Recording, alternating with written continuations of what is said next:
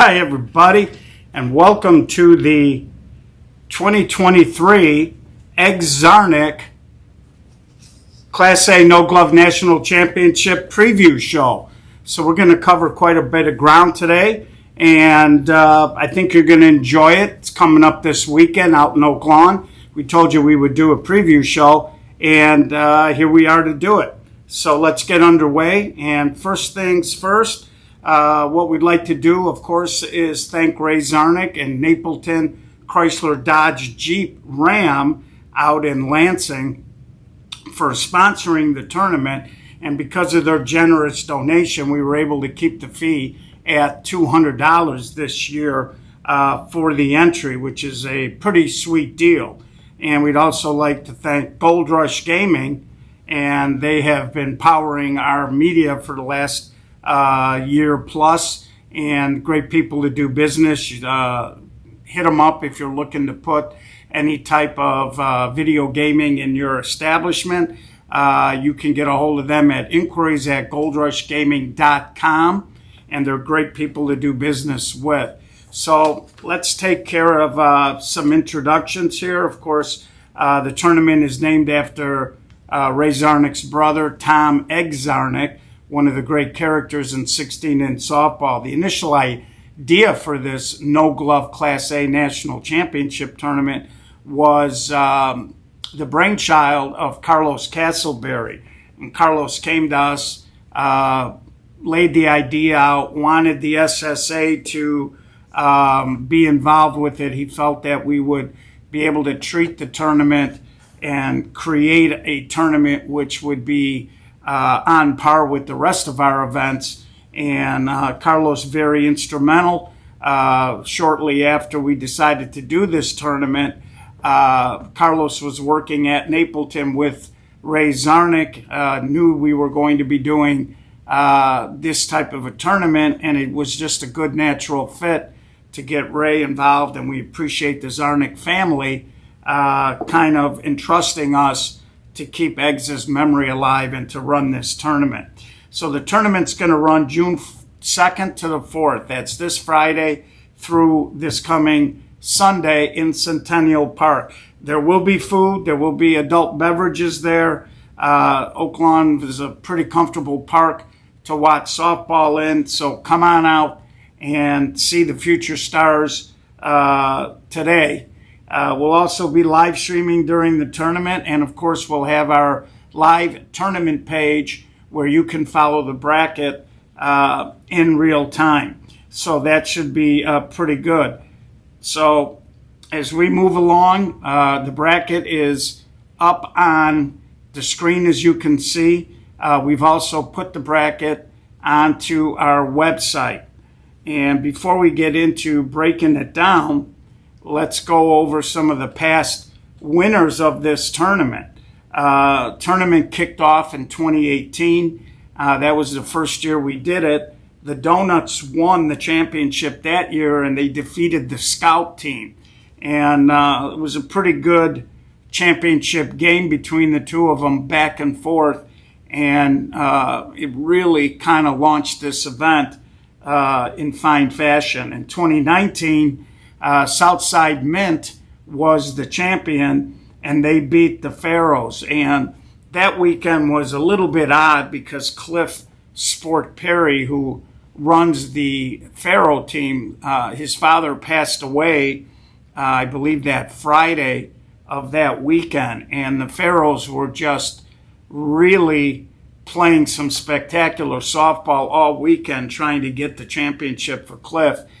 They were really playing inspired, but we had rain on Sunday, and as a result, we had to continue the tournament to another day.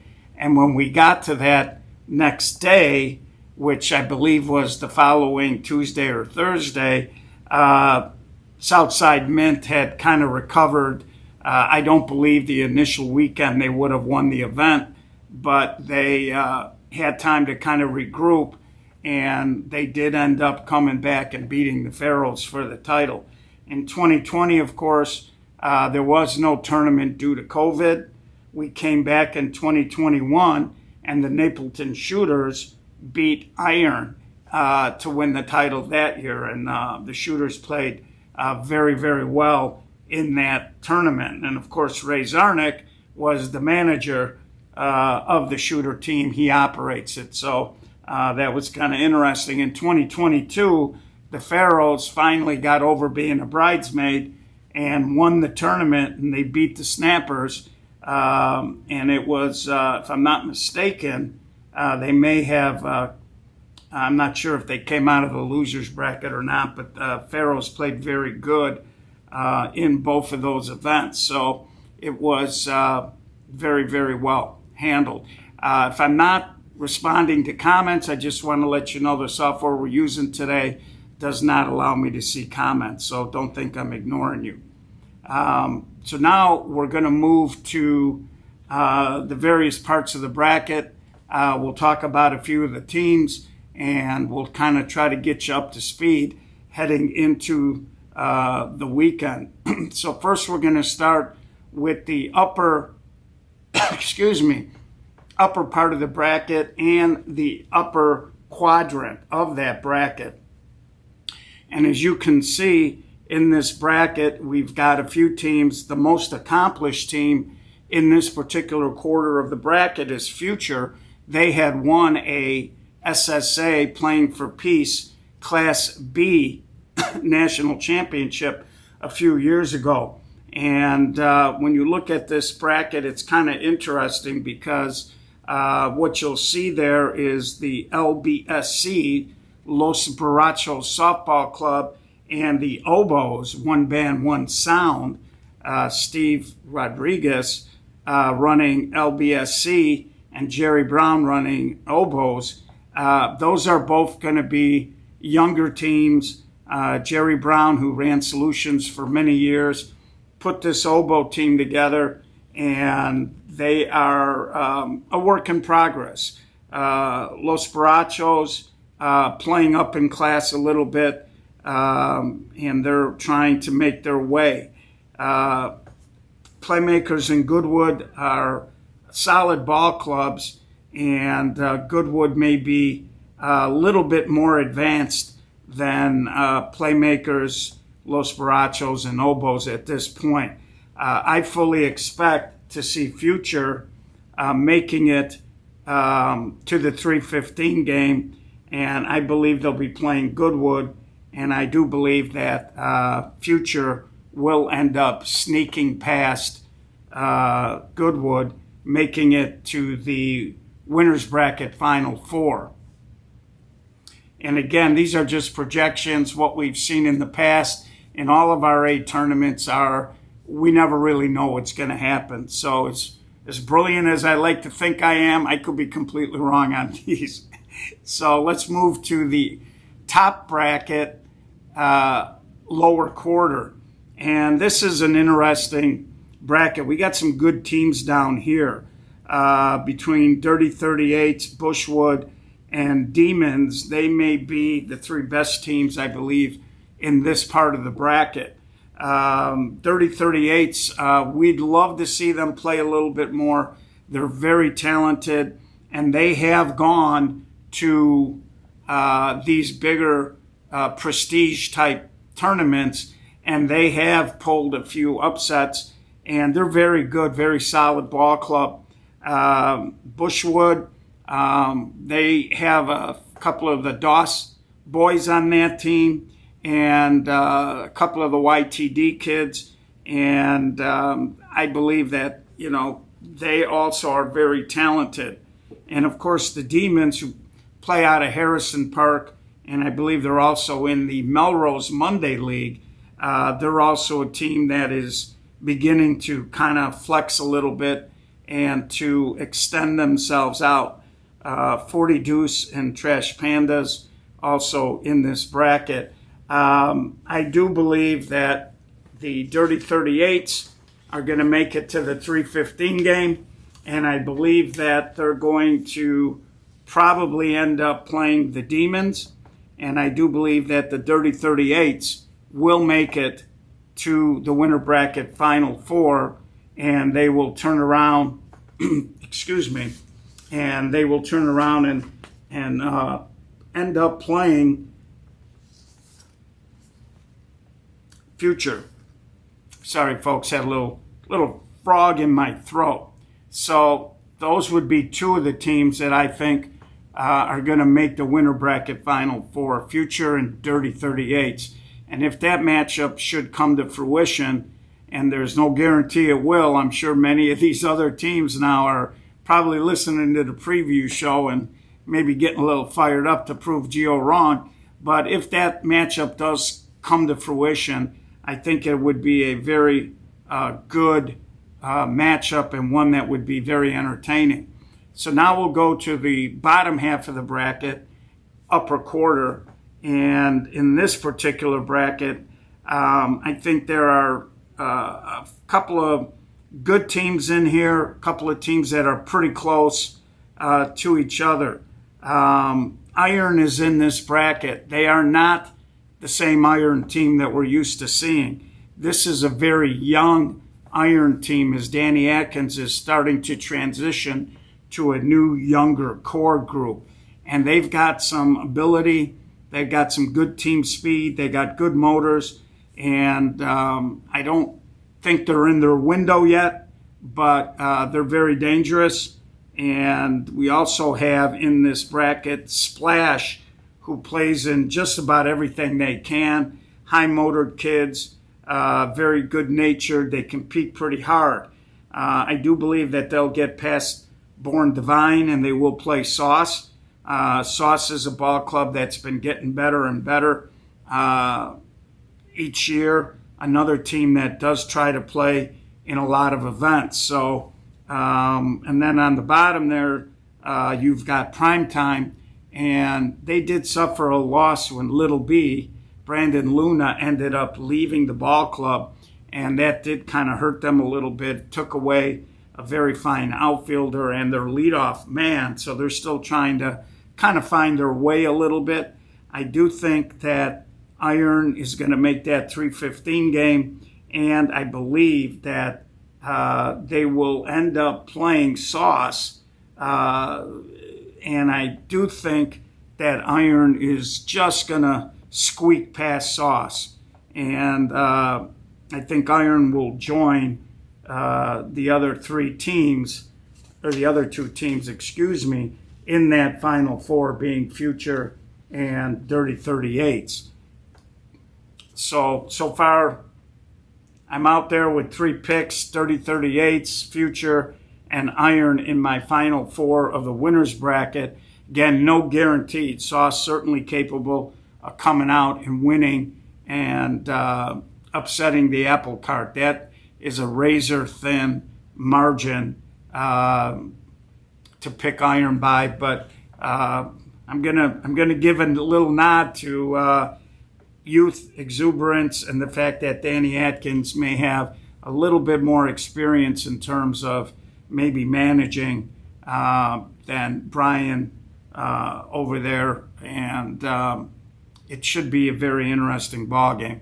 So that'll take us to the lower quarter of the bracket, and I think this is the most solid portion of the bracket. I think this is the part of the bracket that is really kind of loaded up quite a bit.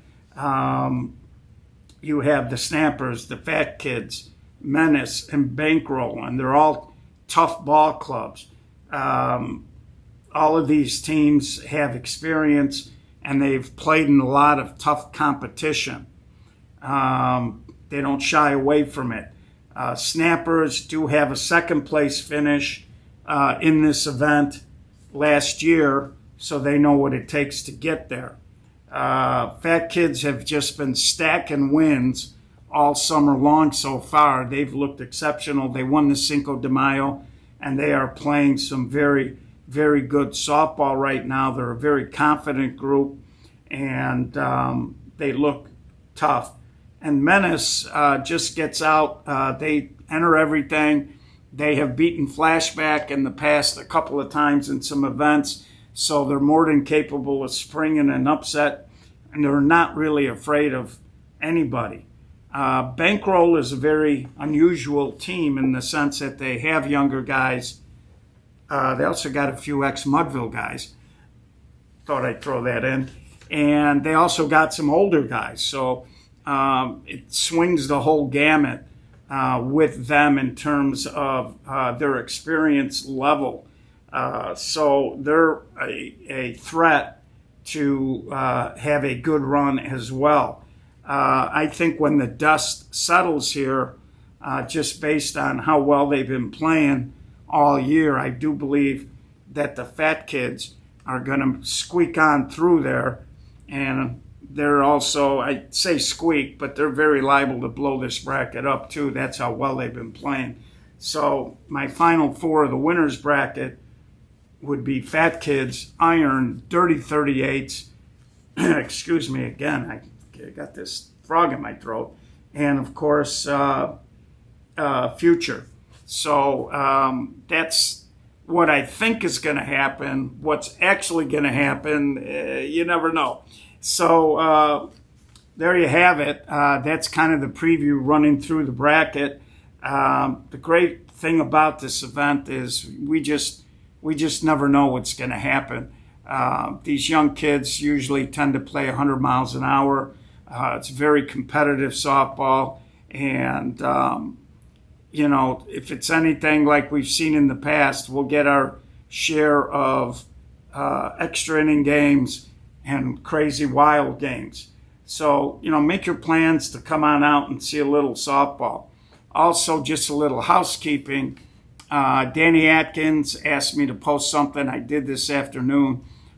He's got like 2 openings left for the North-South tournament. He's up to 30 teams. Entry fee is $350, and you need to contact Danny by Friday if you want to enter that tournament. It should be over very early in the day. Our if game, if we get to it on Sunday, is scheduled for 2 p.m. So it should not be an issue. So a lot of good stuff coming up.